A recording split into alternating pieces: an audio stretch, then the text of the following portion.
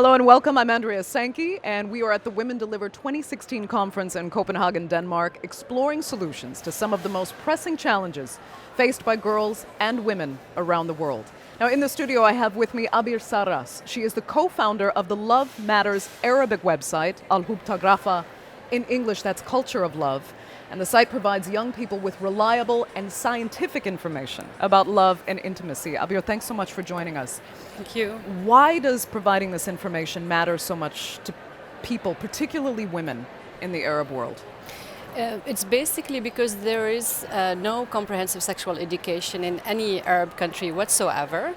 So people grow up, like myself, missing on a lot of information, not only the biology of how we look like, how our bodies function, how babies get made, but also how to relate to each other and how to have a healthy relationship and how to enjoy each other.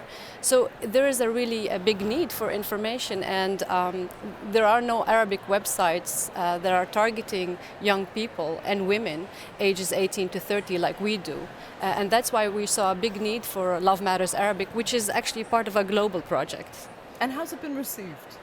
It's been, it's the 5th edition of Love Matters because we've got 4 different websites in Hindi, China, Kenya, Spanish. And when we launched Love Matters Arabic, my boss said, well, this is the real test for Love Matters because we talk about taboo issues, we talk about love, sex, premarital sex, virginity. It was amazing the way it was received because I was nervous because I was developing the project step by step, choosing with every decision, thinking really hard about is this going to let us burn right at the beginning, or will let people come to us? And it was very well received. I've got doctors come up to me and say, finally, I can send my patients to a website that with a rested heart, that they can find information that's reliable, that's scientific, that's simple, also in Arabic, and that's not just using jargon and letting you lose your way. And what have some of your users told you? It must be transformational for some of them to just have access to this kind of information. Yeah. It is. It's also part of the way we respond to people. I got the very first weeks that we were online, we had people come up to us and say, oh my gosh, I didn't think that you would take my question so seriously.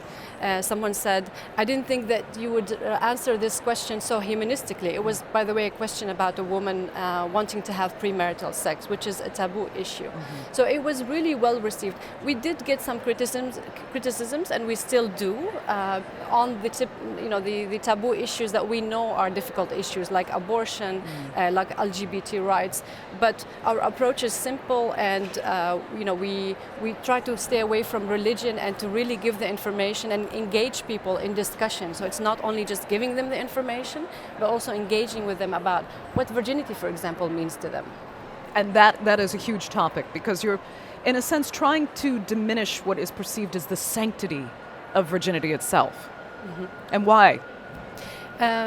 Virginity is a big topic. It's a big taboo topic for a lot of women are expected to keep their virginity until they get married. What you see in the Arab world is an increasingly older age of marriage for men and for women. There's no way people can just stay and not have a sexual life before they're married.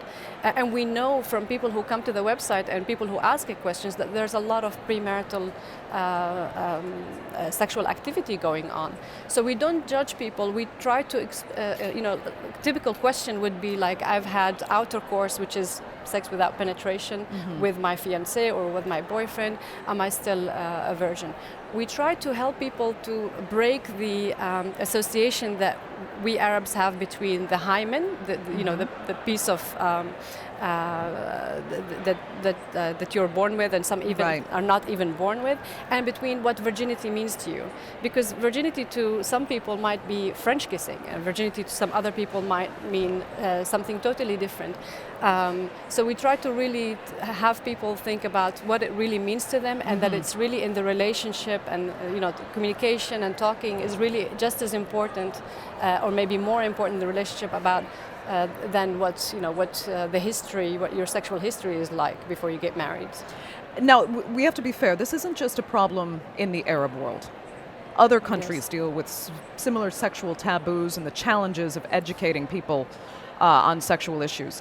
What other countries do you face these kinds of challenges in?